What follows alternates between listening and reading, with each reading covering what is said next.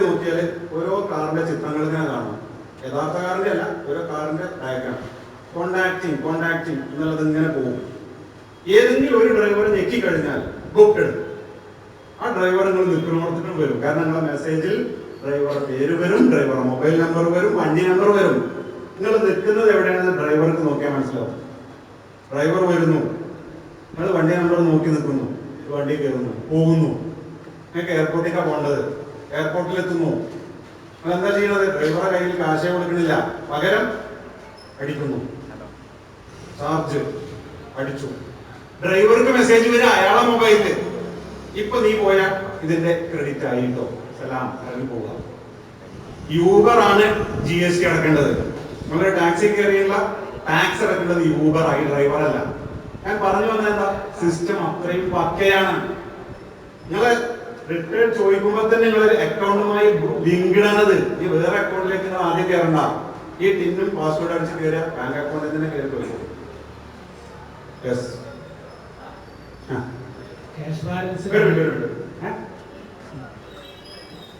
ഇല്ല, സർവീസ് ടാക്സിന് ചില കാര്യങ്ങളിൽ നിന്ന് ഇളവ് നൽകിയിട്ടുണ്ട്. ആർക്കിടെക്റ്റിന് അയാളുടെ സർവീസിന് ടാക്സ് കൊടുക്കണം എന്ന് പറഞ്ഞു. അതേപോലെ ടൂറിസ്റ്റ് ബസ്സിന്, ടൂറിസ്റ്റ് കാറിന്, യൂബർ പോയിട്ട് ഓല എന്ന് പറഞ്ഞൊരു വേറെ കമ്പനി ഉണ്ട് ബാംഗ്ലൂരിൽ. ഓലക്ക് ഓട്ടോറിക്ഷ അടക്കുന്നുണ്ട്. ഓട്ടോറിക്ഷ കയറിയാൽ അടക്കം GST ആണ്. അദ്ദേഹത്തിന്റെ ചോദ്യം ഇതായിരുന്നു, പ്രൈവറ്റ് ബസ് സർവീസിന് സർവീസ് ടാക്സ് ഉണ്ടോ? ഇല്ല. KSRTCക്ക് ഇല്ല. ഒരു പണം വാങ്ങി സേവനം നൽകുന്നതിന് ടാക്സ് കൊടുക്കുകയാണെങ്കിൽ ഞാൻ കൊടുക്കണ്ടോ സർവീസ് ടാക്സ്? കാരണം ഞാനൊരു ഉദ്യോഗസ്ഥനാണ്, ഞാൻ ശമ്പളം വാങ്ങുന്നല്ലോ. സർവീസ് ടാക്സ് ഇല്ല, അത് കൃത്യമായി നിർവചിച്ചിട്ടുണ്ട്. പൊതുഗതാഗതത്തിന്റെ ഭാഗമായിട്ടുള്ള ഒരു ഗതാഗതത്തിനും സർവീസ് ടാക്സ് ഇല്ല. പക്ഷെ ടൂറിസ്റ്റ് കാറ്, ഓട്ടോറിക്ഷ, അതേപോലെ തന്നെ ടൂറിസ്റ്റ് ബസ്, ഇത് പൊതുഗതാഗതത്തിന്റെ ഭാഗമല്ലാത്തതുകൊണ്ട് സർവീസ് ടാക്സ് ഉണ്ട്.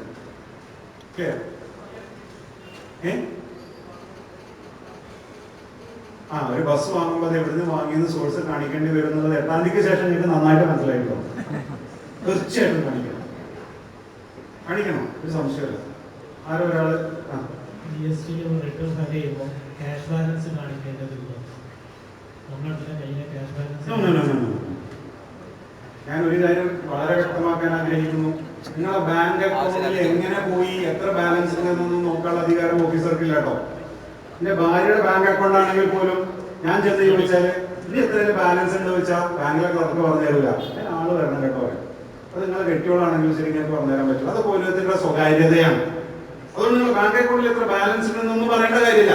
ബാങ്ക് അക്കൗണ്ട് പരിശോധിക്കാവുന്ന അധികാരം വരുന്നത് ഞാൻ നേരത്തെ പറഞ്ഞ പോലെ ഈ തുകകൾ തമ്മിലുള്ള ഒരു പാരിറ്റി വരാത്തുമ്പോഴാണ്. അത് ഓരോന്ന് ബാങ്കിന് പോലെ നോക്കുന്ന പരിപാടിയൊന്നും GST ഇല്ല. ഡാമേജ് ഗുഡ്സ് ഒരു വർഷം കൊണ്ട് റിട്ടേൺ ചെയ്യാന്ന് പറഞ്ഞു. അതുപോലെ റെഡിമെയ്ഡ്സിലൊക്കെ ഉള്ളത് വിൽക്കാൻ പറ്റാത്ത സാധനങ്ങൾ, പുതുപൊടികൾ, അതൊരു 1-2 വർഷങ്ങളൊക്കെ ചെയ്യുമ്പോൾ അത് തൂക്കി വെക്കുന്ന ഒരു സമ്പ്രദായം, അതിനെ എങ്ങനെ ചെയ്തിരിക്കുന്നു? ഇപ്പൊ എന്താ അവസ്ഥ? ഇപ്പൊ ബാങ്കിലെ നിയമം, നിങ്ങൾ എത്രക്കാണോ വാങ്ങിയത്, എത്രക്കാണോ ക്രെഡിറ്റ് എടുത്തത്, നിങ്ങൾ എത്ര വില താഴ്ത്തി വിറ്റാലും ശരി, ആ വാങ്ങിയ വിലക്കുള്ള നികുതി കാണിച്ചിട്ട് ആ ക്രെഡിറ്റ് ഒഴിവാക്കണം. നിങ്ങളെ വില കുറക്കാൻ ഞങ്ങൾ സമ്മതിച്ചാൽ എന്താ കുഴപ്പം? നിങ്ങൾ എന്നും 1000-ന് വാങ്ങി 900-ന് വിൽക്കുള്ളൂ, നിങ്ങൾക്ക് അങ്ങോട്ട് തരാനുണ്ടാവുള്ളൂ. അപ്പോ നിങ്ങൾ 1000-ന് വാങ്ങിയിട്ട് ഞാനത് മിനിമം 1000-നെങ്കിലും വിറ്റു എന്ന് തെളിയിക്കേണ്ട ബാധ്യത നിൽക്കാം. എന്തേ സംഭവിച്ചു? സാറേ ഡിസ്കൗണ്ട് മേള നടത്തിയ നോട്ടീസ് ഇതാ, എന്നെ ഡിസ്കൗണ്ട് മേളയുടെ ചിത്രങ്ങൾ ഇതാ എന്നൊക്കെ തെളിയിച്ച് ഓഫീസർക്ക് ബോധ്യപ്പെട്ടാൽ വാല്യൂ അഡീഷൻ ഒഴിവാക്കി തരും. എന്നാലും ആ വാങ്ങിയ വില തന്നെ വിൽപ്പനയായിട്ട് കാണിക്കേണ്ടി വരും. കസേരകൾ ഓരോന്ന് കാലിയാകാൻ തുടങ്ങി. എനിക്ക് കഴിയാം, നമ്മൾ 7 മണിക്ക് തുടങ്ങിയതാണ്, എനിക്ക് മടുത്തു തുടങ്ങിയിട്ടുണ്ടാവും.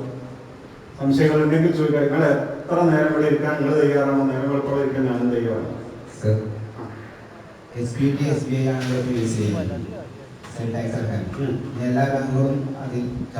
എല്ലാ ബാങ്കുകളെയും ഇല്ല, പക്ഷെ ഒരുപാട് ബാങ്കുകൾ ഡെസിഗ്നേറ്റ് ചെയ്യുമെന്ന് പറയുന്നു. എന്തിനേറെ നിങ്ങൾ ഡെബിറ്റ് കാർഡിൽ നിന്നും ക്രെഡിറ്റ് കാർഡിൽ നിന്നും ടാക്സ് അടക്കാനുള്ള സംവിധാനം വരെ ചെയ്തു തരുന്ന പറയുന്നത്. ഡെബിറ്റ് കാർഡിന്റെ ക്രെഡിറ്റ് കാർഡിന്റെ പ്രത്യേകത എന്താ? ഡെബിറ്റ് കാർഡിന്റെ പ്രത്യേകത എന്താ? അതാത് ബാങ്കുമായി ലിങ്ക്ഡ് ആണ്. നിങ്ങൾ അമേരിക്കൻ എക്സ്പ്രസ് എന്ന് പറയുന്ന ഒരു കാർഡ്, ക്രെഡിറ്റ് കാർഡ് എടുത്താൽ അതിൽ ഒരുപാട് ബാങ്കുമായിട്ട് ബന്ധമുണ്ടാവും, നിങ്ങൾ അറിയണില്ല. അപ്പൊ ഒരു ക്രെഡിറ്റ് കാർഡിൽ നടക്കാൻ ടാക്സ് അടക്കാം, അത്രയും ലിബറലൈസ്ഡ് ആണ്. കസ്റ്റമേഴ്സിന്റെ ഹെഡ്നോട്ടും ക്രെഡിറ്റ് സ്വീകരിക്കേണ്ട ആവശ്യമുണ്ടോ? ഇല്ല, വാറ്റിലും ഇല്ല. കസ്റ്റമേഴ്സിന്റെ അടുത്ത് നിന്ന് പകരം ഒരു എഴുത്ത് വാങ്ങണം. ഒരു ഫ്രിഡ്ജ് വാങ്ങി, ഫ്രിഡ്ജ് വിറ്റു, ഫ്രിഡ്ജ് തകരാറാണെന്ന് പറഞ്ഞ അടുത്ത ആഴ്ച ചങ്ങായി തിരിച്ചു കൊണ്ട് തന്നു. നിങ്ങൾ ഓഫീസിൽ ഇത് തെളിയിക്കണമെങ്കിൽ ആ കസ്റ്റമറുടെ അടുത്ത് നിന്ന് പ്രസ്താവന എഴുതി വാങ്ങണം. ഇത് ടെക്സ്റ്റൈൽസ് ഗുഡ്സിനൊക്കെ ഞങ്ങൾ ഒരു ദിവസം 200-300 ബില്ലൊക്കെ വരാൻ തിരക്കുള്ള സമയത്തൊക്കെ ആണെങ്കിൽ റിട്ടേൺ ചെയ്ത് ഭയങ്കര ബുദ്ധിമുട്ടായ സമയമാണ്. ആ സമയത്ത് നമ്മൾ ഇത് കീപ്പ് ചെയ്യേണ്ടത് ആവശ്യമുണ്ടോ? അത് തെളിയിക്കേണ്ട ബാധ്യത നിങ്ങൾക്കാണ്. ഇത് റിട്ടേൺ വന്നിട്ട് ആധാർ വന്ന് ഞങ്ങൾ ഇതിന് പോയിട്ട് ഞങ്ങൾക്ക് അത് പാലക്കാട് നിന്ന് ഞങ്ങൾക്ക് ഇളവ് തന്നിട്ടുണ്ട്. ഇതിന്റെ റിയൽ ആയിട്ട് GST എങ്ങനെ സംഭവിക്കുന്നു? GST ആയാലും ശരി, മാറ്റ് ആയാലും ശരി,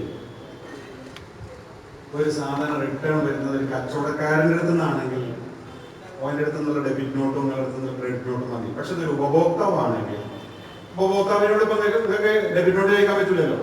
പകരം ഒരു പ്രസ്താവന അത്യാവശ്യമാണ്, എഴുതി വാങ്ങിയേ വേണം. കാരണം തെളിവ് നൽകൽ നിങ്ങളുടെ ബാധ്യതയാണെന്നുള്ള ഓർമ്മ എപ്പോഴും നിങ്ങൾക്ക് വേണം.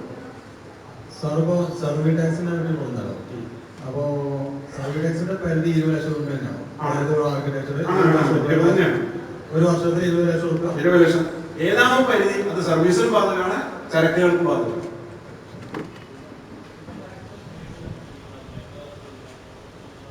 ഇൻകം ടാക്സ് കൊടുക്കും. ഇൻകം ടാക്സും ട്രേഡും തമ്മിൽ ലിങ്കുണ്ട്. ട്രേഡോ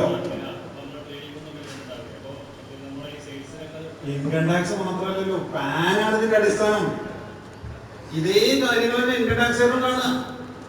ഈ ഭൂമി മലയാളത്തിൽ ഭൂമിയിൽ തുറക്കണമെന്നൊക്കെ നിങ്ങൾ എല്ലാ കാര്യങ്ങളും കാണും. അതുകൊണ്ട് കച്ചവടത്തിന് വേറൊരു അക്കൗണ്ട്, ഇൻകം ടാക്സിന് വേറൊരു അക്കൗണ്ട് എന്നുള്ള സ്ഥിതി ഇത് പറ്റൂല. ഇൻകം ടാക്സ് ഇതിക്ക് നോക്കും. ഇല്ലാത്ത ലാഭം കാണിച്ചോ എന്ന് ഇൻകം ടാക്സിന്റെ ബാങ്ക് അക്കൗണ്ട് പരിശോധിക്കും. ഉള്ള ലാഭം കാണിച്ചില്ലേ അതും പരിശോധിക്കും. അതുകൊണ്ടാണ് ഞാൻ പറഞ്ഞതൊക്കെ സ്ട്രീം ലൈൻഡായി. നമുക്ക് ഒളിക്കാൻ ഇടമില്ല, ഒളിപ്പിക്കാനും ഇടമില്ല. ഈ ബോധം നമുക്ക് ആദ്യം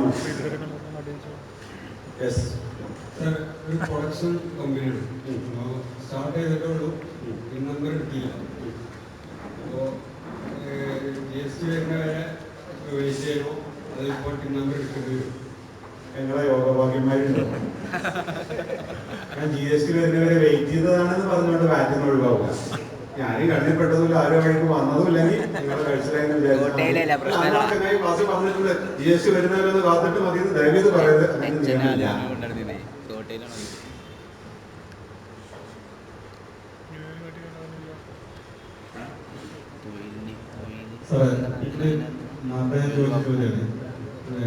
അതർ സ്റ്റേറ്റിൽ നിന്ന് ഫോം 8 പർച്ചേസ് ചെയ്യുന്നത് സാർ പറഞ്ഞു അഡ്വാൻസ് ടാക്സിന്റെ വിഷയം. ഫോം 8 പർച്ചേസ് ചെയ്യുകയാണെങ്കിൽ അഡ്വാൻസ് ടാക്സ് അടയ്ക്കാം. ഇവിടെ വന്നിട്ട് മതി. ഞാൻ പറഞ്ഞിട്ടില്ലെങ്കിൽ അഡ്വാൻസ് ടാക്സ് അടക്കണം. അഡ്വാൻസ് ടാക്സ് ഇല്ലാന്നാ ഞാൻ പറഞ്ഞത്. ഇവിടെ വരുന്ന ഒരു ചെക്ക് പോസ്റ്റ് കാരണം വിഷയമില്ല. ചെക്ക് പോസ്റ്റുകളെ ഈ സങ്കല്പത്തിൽ ഇല്ല. ഇനി ഒരു കളക്ഷൻ സെന്റർ ആണെങ്കിൽ നിങ്ങൾ ആ പർച്ചേസ് ബില്ലിന്റെ കോപ്പി കൊടുത്താൽ മതി. നിങ്ങൾക്ക് അത് അക്കൗണ്ട് ചെയ്യാൻ നിൽക്കാൻ പറ്റില്ല. അക്കൗണ്ട് ചെയ്തിട്ട് സാറേ, അതെ, അത് ചെയ്യണമെങ്കിൽ നിങ്ങൾ കൊണ്ടുവന്ന് അക്കൗണ്ട് ചെയ്താൽ മതിയാവുള്ളൂ. വഴിയിൽ എൻഫോഴ്സ്മെന്റ് സ്ക്വാഡുകളുടെ എണ്ണം കൂടും. എന്തിനാണെന്നറിയോ? ഈ പറഞ്ഞ ബില്ലുകൾ ഞാൻ കാര്യം ചോദിക്കട്ടെ. ഗ്രാനൈറ്റ് വാങ്ങണം. ഞാനൊരു സാങ്കല്പിക കഥ പറയണുണ്ട്. ഗ്രാനൈറ്റ് വാങ്ങണം, ബാംഗ്ലൂരിൽ നിന്നാണ് വാങ്ങണം. ബാംഗ്ലൂരിലത്തെ കച്ചവടക്കാരൻ പറയണ, ഞാൻ ഗുണ്ടൽപേട്ട വരെയുള്ള ബില്ല് എഴുതി തരികയാണെങ്കിൽ ഇത്ര എന്നാണ്. അല്ല, കേരളത്തിലേക്കുള്ള ബില്ലാണെങ്കിൽ ഇത്ര തരേണ്ടി വരും. കാരണം ഗുണ്ടൽപേട്ട വരെയുള്ള ബില്ലിന് നികുതി താഴ്ത്തി കൊടുക്കാൻ ഒരു പക്ഷേ ആ ഉദ്യോഗസ്ഥന്മാർക്കും സമുദായക്കും അവരുടെ സ്റ്റേറ്റിനുള്ള ടാക്സ് കിട്ടുക. അല്ല, ഗുണ്ടൽപേട്ട വരെ എഴുതിയ ബില്ലുമായി നിലമ്പൂരിലോ പാണ്ടിക്കാട്ടോ മഞ്ചേരിയോ വരുന്നുണ്ടോ എന്ന് നോക്കേണ്ടത് ഈ സ്റ്റേറ്റിന്റെ ബാധ്യത. കാരണം ബില്ല് ഗുണ്ടൽപേട്ട് വരെ ഉള്ളൂ എങ്കിൽ അതിന്റെ ടാക്സ് ഇങ്ങോട്ട് കിട്ടിയില്ലല്ലോ. അപ്പൊ ഒരു സാധനം വരുമ്പോൾ ആ ബില്ല് ഏതാണ് പ്ലേസ് ഓഫ് സപ്ലൈ എന്ന് നോക്കൽ നിർബന്ധമാണ്.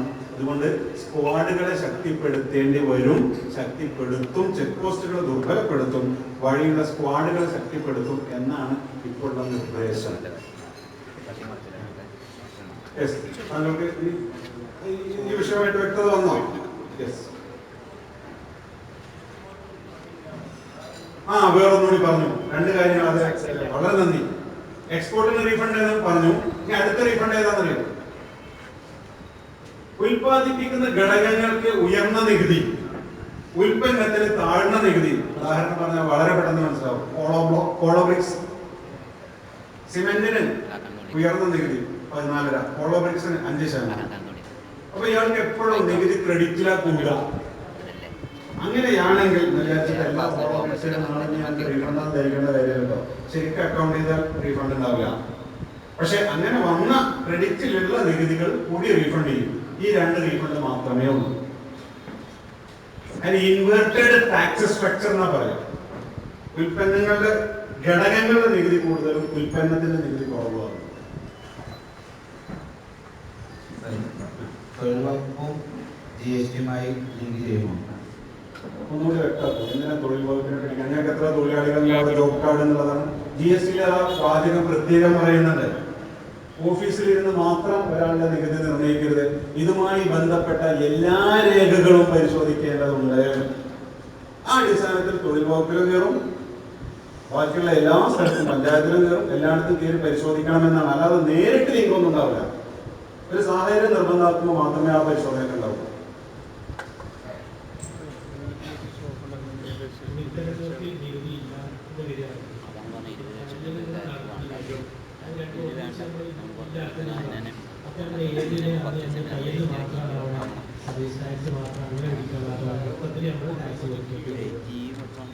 ബാങ്കിൽ DD വന്നു. DD എന്ന് പറയുന്ന ഒരു കടലാസാണ്. ഞാൻ ഉൽപ്പന്നത്തെ കുറിച്ച് ചിന്തിക്കാൻ വേണ്ട. അവിടെ നടക്കുന്ന ആക്ടിവിറ്റി എന്താണ്? ഒരു സേവനമാണ്. ബാങ്കിൽ നിന്ന് വാങ്ങുന്ന DDക്ക് ഒരു മൂല്യമല്ല, പേപ്പറിന്റെ മൂല്യമാണ്. പക്ഷെ അതൊരു സേവനമാണ്. അപ്പൊ സർവീസ് ടാക്സ് ഉണ്ട്. അപ്പോ തുണിത്തരങ്ങൾക്ക് ടാക്സ് ഇല്ല, തയ്യലിന് ടാക്സ് ഉണ്ടോ എന്നുള്ള ചോദ്യം, അതിന് ടാക്സ് ഇല്ലല്ലോ എന്നുള്ള ചോദ്യമല്ല. എന്ത് സർവീസ് ആണോ നടക്കുന്നത്? എന്തുകൊണ്ടാണ്? ഞാനൊരു കാര്യം ചോദിക്കട്ടെ, എന്ന് ഈ സർവീസ് ടാക്സ് വന്നത്? ഇതിന് കുറഞ്ഞ പ്രായമുള്ളൂ, 19 വയസ്സ് പ്രായമുള്ള ഈ സർവീസ് ടാക്സിന് 94 വന്നത്. 3 കാര്യങ്ങൾക്കാണ് തുടങ്ങിയപ്പോ വന്നത്. Insurance, stock exchange, telecommunication. വളർന്ന് തൊട്ടതിന് പിടിച്ചതിനൊക്കെ സർവീസ് ടാക്സ് ആയി. ഇപ്പൊ പുതിയ ലിസ്റ്റ് എങ്ങനെയാണെന്നറിയോ? സർവീസ് ടാക്സ് ഉള്ള ലിസ്റ്റ് ഏതെന്നുള്ളതല്ല, അത് എഴുതണമെങ്കിൽ ഒരുപാട് എഴുതണം. സർവീസ് ടാക്സ് ഇല്ലാത്ത ലിസ്റ്റ് ഏതെന്നുള്ളതാണ്. എനിക്കൊരു വളരെ രസകരമായ അനുഭവമുണ്ട്. ഞാൻ ഫറൂഖ് കോളേജ് പഠിക്കുന്ന കാലത്ത് എൻ്റെ കൂടെ പഠിച്ചിരുന്ന ഒരു വലിയ മുതലാളി പയ്യൻ എൻ്റെ ക്ലാസ്മേറ്റ് ഉണ്ടായിരുന്നു. അപ്പം പഠിക്കാൻ വന്നൊന്നുമില്ല, കാരണം പഠിച്ച് ജോലി കിട്ടേണ്ട ആവശ്യമൊന്നുമില്ല. കോടീശ്വരനാണ്, ഇന്നും ബാംഗ്ലൂരിലെ കോടീശ്വരനാണ്, കാസർഗോഡാണ്. ഒരു 2 വർഷം മുമ്പ് എന്റെ നമ്പർ തപ്പി പിടിച്ചിട്ട് എന്നെ വിളിച്ചു. ഓർമ്മണ്ടടാ, അത് ഞങ്ങളൊന്നും പഠിക്കാനാദ്യം മൊബൈലും ഫോണൊന്നുമില്ലല്ലോ. അങ്ങനെ പരിചയം പുതുക്കിയിട്ട് പറഞ്ഞു, ഞാൻ നിന്നെ വിളിച്ചത് എന്റെ മോളുടെ കല്യാണം, കാലിക്കറ്റ് താജ് ഹോട്ടലിൽ വെച്ചിട്ടാണ് കല്യാണം, ഇന്ന ദിവസമാണ്, നീ കുടുംബസമേതം വരണം. ഞാൻ പറഞ്ഞു തീർച്ചയായിട്ടും വരാം, എന്താ നിന്നെ ഒന്ന് കാണാലോ. നിനക്കിപ്പോ ഭാര്യ മക്കളുമായിട്ട് എത്ര പേരുണ്ട്? ഇത്ര ആൾക്കാരുണ്ട്. അപ്പൊ ഇത്ര ആൾക്കാർ വരുമല്ലേ? വരും. അല്ല, കൃത്യം ഇത്ര ആൾക്കാർ വരില്ലേ? ഞാൻ നീ എന്തേ ചോദ്യം ചോദിക്കണത്? എന്താ ചോദിക്കുന്നത്? ഒരു പ്ലേറ്റിന് 1250 രൂപയാണ്. അതുകൊണ്ട് നിന്റെ പേരിൽ 6 പ്ലേറ്റ് എഴുതിയിട്ട് നീ ആകെ ഒരാൾ വന്നാൽ 5 എന്റെ കയ്യിൽ നിന്ന് പോയി, അതുകൊണ്ട് തന്നെ ചോദിക്കും. ഓ അങ്ങനെയാണോ? എന്നൊരു കാര്യം തൽക്കാലം 2 എഴുതിക്കോ, 1 പോയുള്ളൂ. ഞാൻ പോയിട്ട് കഴിച്ചത് എന്താണെന്നറിയോ? ഒരു 2 വെള്ളയപ്പം, ഒരു കഷ്ണം മീൻ കറി, പിന്നെ ഒരു ദോശ, ഒരു കട്ടൻ ചായ, ഒരു ഐസ്ക്രീം, കുറച്ച് ഫ്രൂട്ട്സും. എൻ്റെ പേര് എഴുതിയത് എത്രയെന്നറിയോ? 1250. ഇതിവിടെ മഞ്ചേരിയങ്ങാടി ഞാൻ കഴിക്കണമെങ്കിൽ 100 രൂപയുടെ സാധനം തികയില്ല. ബാക്കി എന്താണ്? സർവീസാണ്. ഗവൺമെന്റിന് ഒരു കാര്യം മനസ്സിലായി, വസ്തുക്കൾ കൈമാറ്റം ചെയ്യുന്നതിനേക്കാളേറെ നമ്മുടെ നാട്ടിൽ കൈമാറ്റം ചെയ്യുന്നത് സർവീസുകളാണ്. ഒരു 30-35 കൊല്ലം മുമ്പത്തെ കല്യാണം എന്ന് ആലോചിച്ചിട്ടുണ്ട്.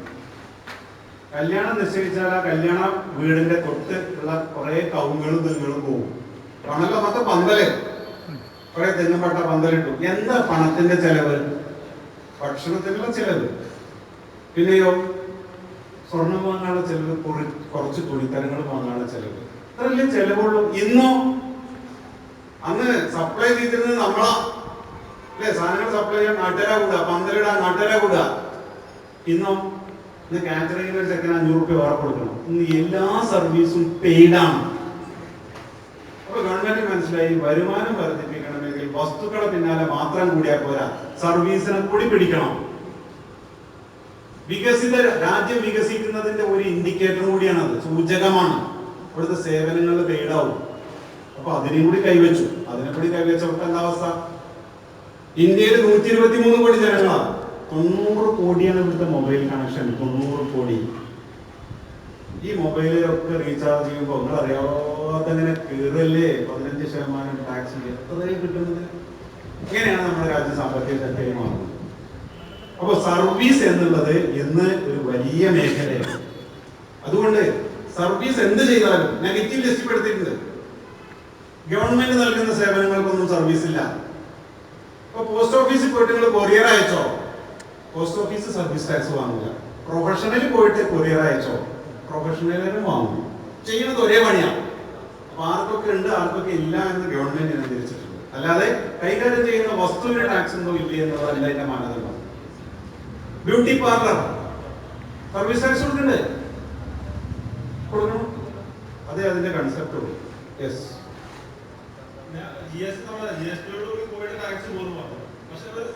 പോയിട്ട് കഴിയുന്ന നേരം വരരുത്. ഒരു 99% ഉറപ്പാണ്.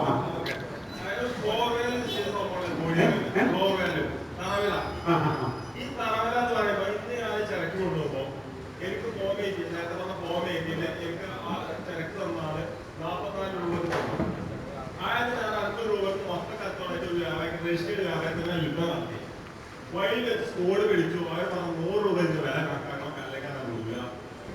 അല്ലെങ്കിൽ 10 സ്ഥലം വരെ ഞാൻ പോയിട്ട് പൈറ്റ് ചെയ്തിട്ട് കടയിൽ കൂട്ടി പറഞ്ഞു ആരൊന്നും പറയുന്നില്ല. അപ്പൊ അദ്ദേഹമായിട്ട് തിരക്കുള്ള ഉദ്ദേശത്തോടുകൂടി ഞാൻ പറഞ്ഞ സെക്യൂരിറ്റി ആണ്. പക്ഷെ എങ്ങനെ ഇപ്പൊ ഇരിക്കുന്ന ഫ്ലോർ വാല്യൂ സർക്കുലർ പറയുന്നത് ചെക്ക് പോസ്റ്റ് കടന്നു വരുന്ന സാധനത്തിന്റെ ഫ്ലോർ വാല്യൂ ഉള്ളൂ, കേരളത്തിനകത്തില്ല. ഇതിനെന്താണ് സാറിന് ക്ലാരിഫിക്കേഷൻ തരാനില്ല? ഫ്ലോർ വാല്യൂ നിശ്ചയിച്ചിരിക്കുന്നത് ചെക്ക് പോസ്റ്റുകൾക്ക് അഡ്വാൻസ് ടാക്സ് അടക്കാൻ വേണ്ടി മാത്രമാണ്.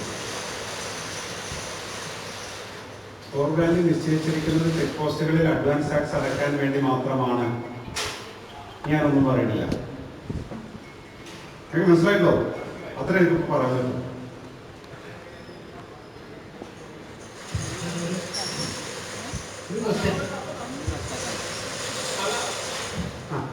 നിലവില് CST അതായത് സ്റ്റാറ്റിക് എക്കണോമിക്സ് സംവിധാനത്തിൽ ഈ സംവിധാനത്തിൽ പോയി സംഭവം വരും. ഞാൻ ചോദിക്കട്ടെ, ഈ കോഴി എന്നൊരു തർക്ക വിഷയമാണ്. ഈ 95 രൂപ വില നിശ്ചയിച്ചിരുന്ന കാലം എന്ന് പറയുന്നത് 4 വർഷം മുമ്പാണ്. അന്ന് കോഴിയുടെ കേരളത്തിലെ മാർക്കറ്റ് 112. അക്കാലത്ത് കോഴിക്ക് ഭയങ്കരമായിട്ട് വില കൂടി. അന്നാണ് ഈ തറവില നിശ്ചയിച്ചത്. ഇത് ഏറിയും കുറഞ്ഞു ഇരിക്കും എന്നുള്ള കൺസെപ്റ്റിലാണ് ഇതിന്റെ മധ്യത്തിലുള്ള റേറ്റ് നിശ്ചയിച്ചത്. പക്ഷെ കഷ്ടകാലത്തിന് കുറേ കൊല്ലം ഇതിന് താഴെയാണ്. തിരിച്ച് ഞാനൊരു കാര്യം ചോദിക്കട്ടെ, കോഴിയുടെ വില 120 ആയെന്ന് വിചാരിക്കുക.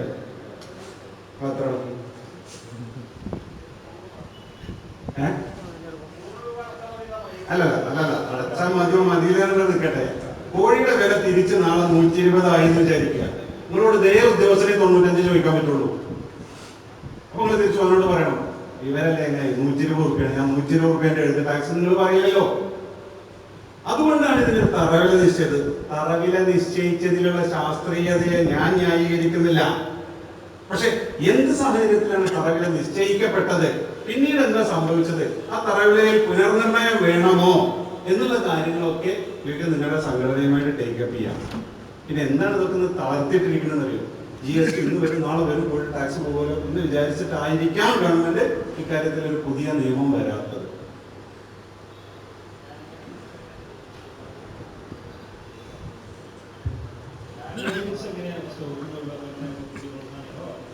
ഡാമേജ് ഗുഡ്സ് സ്റ്റോക്കിൽ നിന്ന് ഒഴിവാക്കാൻ എളുപ്പമാണ്. ഒന്ന്, നിങ്ങളുടെ ഡാമേജ് ഗുഡ്സ് ഇത്ര ഉണ്ടെന്ന് നിങ്ങളുടെ കൺസേൺ അസസിംഗ് അതോറിറ്റി ഒന്ന് കൊണ്ടുവന്ന് കാണിക്കാം. എന്നിട്ട് ആ ഡാമേജ് ആയ സാധനത്തിന് ക്രെഡിറ്റ് എടുത്തിട്ടുണ്ടെങ്കിൽ ആ ക്രെഡിറ്റ് റിവേഴ്സ് ടാക്സ് ആയിട്ട് അടയ്ക്കുക. അത്രയും സ്റ്റോക്കിൽ നിന്ന് പോയി കിട്ടും. അല്ലേ നാസർ, അങ്ങനെ തന്നെയല്ലേ?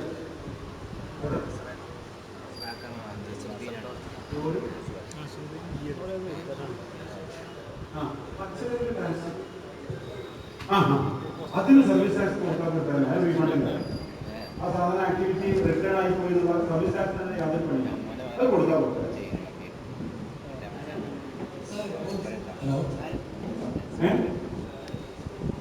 ഉറക്കെ വിറകിനെ ടാക്സ് എടുത്ത് കാണുന്നില്ലേ? ഫയർവുഡിന്റെ ടാക്സ് എടുത്ത് കാണാം. ഇല്ല, 5%. 5% ആർക്കായി 5%. ഫാക്ടറി ആരോ ചോദിച്ചല്ലോ, എന്താ ചോദിച്ചോ? ആരോ ചോദിച്ചോ? എന്തൊരു ചോദ്യം ചോദിച്ചോ? ഏകദേശമുള്ള സംശയങ്ങളൊക്കെ നീങ്ങിയെങ്കിൽ പിന്നെ നിലവില് ടാക്സ് വെട്ടിപ്പ് പലതിലുണ്ട്. ഒന്ന് പിന്നെ അതിന്റെ വാല്യൂ മറ്റൊന്ന് പുറത്തുനിന്ന് വരുന്ന സാധനത്തിന് ഇതാണ് രണ്ട് രീതികൾ. അപ്പം GST വരുമ്പോൾ ഈ സംവിധാനത്തെ തകർക്കാൻ, അതായത് ഇങ്ങനെ കൊടുക്കാൻ പറ്റാത്ത ഒരവസ്ഥ ഉണ്ടാക്കാൻ എന്തെങ്കിലും കരുതലുണ്ട്. ഒന്ന്, പുറത്തുനിന്ന് വരുന്ന സാധനങ്ങൾ എന്തുകൊണ്ടാണ് നിങ്ങൾ അക്കൗണ്ട് ചെയ്യാത്തത്? ഇപ്പോ കേരളത്തിനകത്ത് വരുമ്പോൾ അതിന് ഫസ്റ്റ് പോയിന്റിൽ ടാക്സ് കൊടുക്കണം. അതുകൊണ്ടാണ് 500 രൂപയുടെ മുകളിലുള്ള ഷൂ ആണെങ്കിൽ കേരളത്തിൽ വരുമ്പോൾ 14% ടാക്സ് കൊടുക്കണം. ഡൽഹിയിൽ നിന്ന് വാങ്ങുമ്പോൾ അതിന് എന്തെങ്കിലും ടാക്സ് അതും കൊടുത്തിട്ടുണ്ടോ? ഇനി ഇത് അക്കൗണ്ട് ചെയ്യൽ നിങ്ങൾക്ക് സൗകര്യമാണ്. എന്താ കാരണം? ഡൽഹി കൊടുത്ത ടാക്സ് കഴിച്ചിട്ട് ബാക്കി കൊടുത്താൽ മതി ഇവിടെ. അപ്പൊ അത് കൂടുതൽ വ്യാപാരികളെ അത് അക്കൗണ്ട് ചെയ്യാൻ പ്രേരിപ്പിക്കും. 2, ഡൽഹിയിലുള്ള വ്യാപാരിയുടെ സ്റ്റോക്ക് അവന്റെ കമ്പ്യൂട്ടറിലുണ്ട്. ഓൻ ഇത് എങ്ങനെ ഡിസ്പോസ് ചെയ്തു എന്നുള്ളത് അവിടുത്തെ ഓഫീസറോട് സമാധാനം പറയേണ്ടി വരും. അപ്പൊ ആ വിൽപ്പന അയാൾ നിർബന്ധപൂർവ്വം അക്കൗണ്ട് ചെയ്യാൻ നിർബന്ധിതനാണ്. പിന്നെ ചോദിച്ച രണ്ടാമത്തെ ചോദ്യം ഇതായിരുന്നു, വില കൂടുമ്പോൾ അതിനനുസരിച്ച നികുതി കൊടുക്കണം. അപ്പോ നികുതി വെട്ടിപ്പിന്റെ രീതി വില താഴ്ത്തലാണ്, വില ചവിട്ടി നിർത്തലാണ്. അത് മാറുമോ എന്നുള്ളതാണ് ചോദ്യം. മാറണമെങ്കിൽ നിങ്ങളും ഡിപ്പാർട്ട്മെന്റും തമ്മിൽ ഒരു ഗുസ്തി പിടിക്കേണ്ടി വരും. ആ ഒരു ലൂപ്പോൾ ഇപ്പോഴും അവിടെ കിടക്കുന്നുണ്ട്. കാരണം നിങ്ങൾ അൾട്ടിമേറ്റ് ആയിട്ട് അവസാന പോയിന്റ് കസ്റ്റമർക്കാണ് വിറ്റത്. ആ വിറ്റത് 1500 ബില്ലാണെങ്കിൽ 1 to 1500 എന്ന് പറഞ്ഞിട്ട് മൊത്തം സംഖ്യയാണ് അക്കൗണ്ട് ചെയ്യുന്നത്. ഈ ഓരോ ബില്ല് പരിശോധിക്കലും ഈ ഉദ്യോഗസ്ഥന് സാധ്യമാകാത്ത കാര്യമാണ്. അപ്പോഴാണ് ഞാൻ നേരത്തെ പറഞ്ഞ മൊത്തം ടേൺ ഓവർ എടുത്തിട്ട് ഗ്രോസ് പ്രോഫിറ്റ് ഇത്രയേ ഉള്ളൂ എന്ന് ഉദ്യോഗസ്ഥനെ കൊണ്ട് പറയിപ്പിക്കൽ അപ്പോഴാണ്. അപ്പൊ ഓരോ ബില്ലും പരിശോധന ഉണ്ടാവില്ല, ബിസിനസിന്റെ മൊത്ത ലാഭത്തിന്റെ നിരക്കാണ് അപ്പോൾ പരിശോധിക്കുന്നത്. ആ ഒരു സാധ്യത എപ്പോഴും തുടരുന്നുണ്ട്. അതുകൊണ്ട് ഇത്തരം തർക്കങ്ങൾ തുടരാൻ സാധ്യതയുണ്ട്. സെക്കൻഡ് ഹാൻഡ് ഗുഡ്സുകളിൽ ഇപ്പോൾ ബാറ്റിലെ ടാക്സ് എങ്ങനെയാണ്?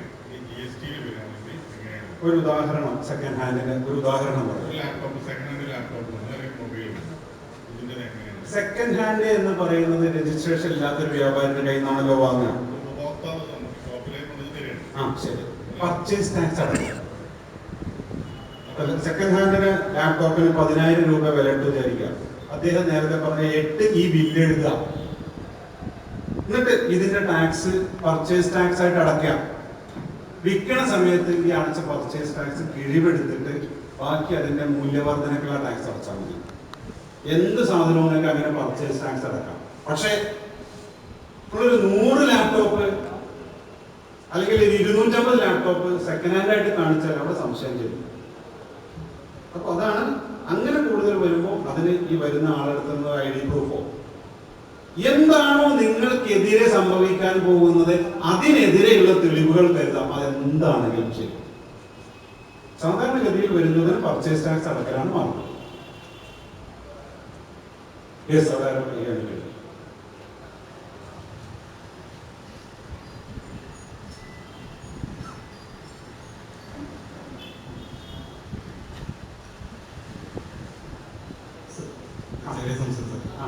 എനിക്ക് ഫർണിച്ചറിന്റെ ഒരു യൂണിറ്റ് ഉണ്ട്.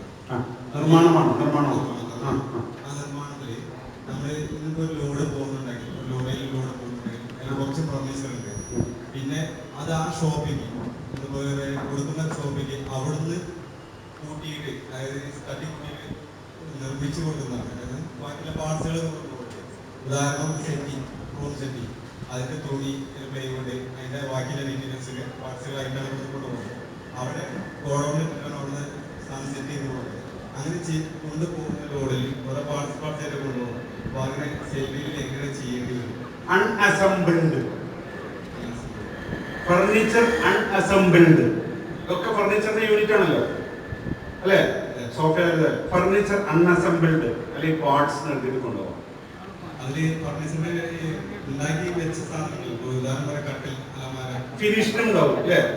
അത് ഫിനിഷ്ഡ് ഫർണിച്ചർ 12 കട്ടിൽ അല്ലെങ്കിൽ ഇത്. അൺഅസംബിൾഡ് ഫർണിച്ചർ മൊത്തം വില എഴുതാം. എന്നിട്ട് പിന്നെ സോഫ, ആ തുണിയുടെ ക്ലോത്ത് എത്ര മീറ്റർ, റിവീറ്റ് എത്ര എണ്ണം, ഇതൊക്കെ ബില്ലിൽ എഴുതാം.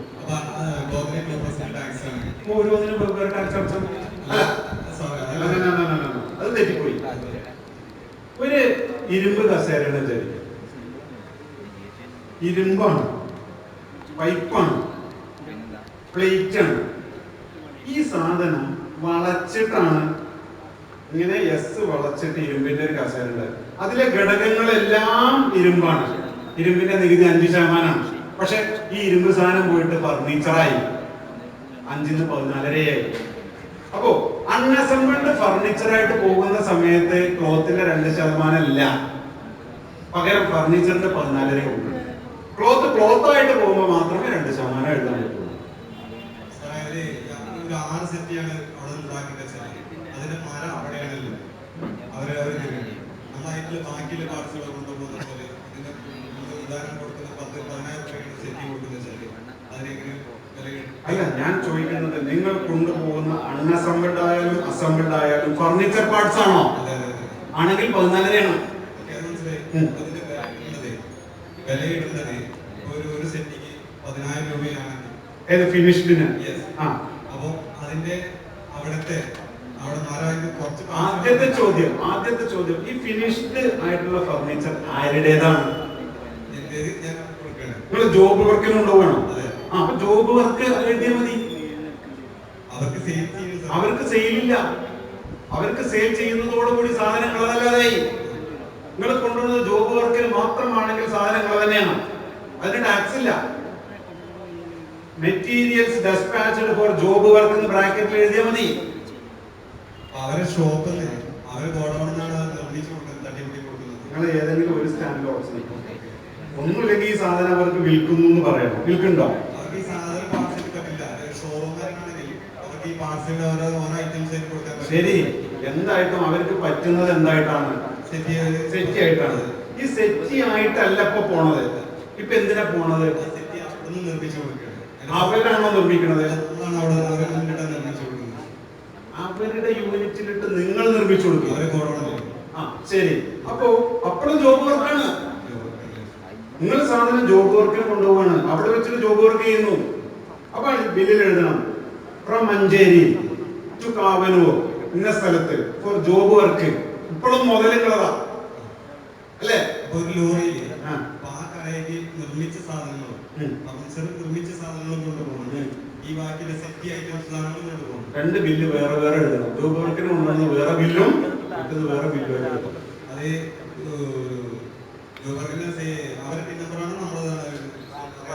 അത് മനസ്സിലായി. നോക്കൂ, എന്താണ് ഒരു ബില്ല് എന്ന് പറഞ്ഞാൽ? ഇതാണ് നിങ്ങൾക്ക് ആദ്യം മനസ്സിലാക്കുന്നത്. നിങ്ങളൊരു സ്ഥലം രജിസ്റ്റർ ചെയ്ത് കൊടുക്കുമ്പോൾ ആധാരം കൊടുക്കുന്നു. ആധാരം കിട്ടിയ സ്ഥലങ്ങളതായി. മൊബൈൽ ഞാൻ പോയി വാങ്ങുന്നു. എന്റെ പേരിൽ മൊബൈൽ കിട്ടുന്ന രേഖയാണ് ബില്ല്. ഈ മൊബൈലിന്റെ ഉടമസ്ഥാവകാശം എനിക്ക് ട്രാൻസ്ഫർ ചെയ്ത് തരികയാണ്. നിങ്ങൾ പറയുന്നു അയാളുടെ ഇൻഡസ്ട്രിയൽ യൂണിറ്റിൽ വെച്ചിട്ടാണ് നിങ്ങൾ ഫർണിച്ചർ ഫിനിഷ് ചെയ്യുന്നത് അല്ലെ? ഫിനിഷ് ചെയ്യുന്നത് വരെ മുതൽ നിങ്ങളതാണ് ആണോ? അത് വേറൊരാൾക്ക് കൊടുത്തിട്ടില്ല. പക്ഷെ നിങ്ങൾക്ക് ഈ വഴിയിൽ കാണുന്ന സ്ക്വാഡിനെ ബോധിപ്പിക്കുകയും വേണം. അപ്പൊ നിങ്ങൾ ബില്ല് എഴുതുക, നിങ്ങൾ തന്നെ ബില്ല് എഴുതുക, അല്ലെങ്കിൽ ഡെലിവറി നോട്ട് ഓൺലൈനായിട്ട് എടുക്കുക. അതിലെഴുതുക അൺഅസംബിൾഡ് ഫർണിച്ചർ ഇത്ര വില, despatched for job work at Kavanur. ആ ജോബ് വർക്കിന്റെ സെന്റർ എഴുതിക്കോ. അവിടെ നിന്ന് വെക്കുമ്പോൾ മാത്രമേ നിങ്ങൾ ബില്ല് എഴുതാവൂ. ക്ലിയർ ആണോ? അല്ലെങ്കിൽ ഞാൻ എത്ര വേണമെങ്കിൽ പറയാൻ തയ്യാറോ? ക്ലിയർ ആണോ?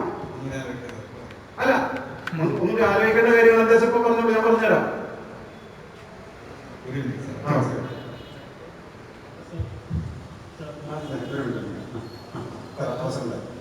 സോഫ്റ്റ്വെയർ ഡെവലപ്മെന്റ് കമ്പനീസ് ഏത് സെക്ടറിലാണ്? സർവീസ് ടാക്സ് ആയിട്ടായിരിക്കും മിക്കവാറും പുതിയതിൽ വരിക.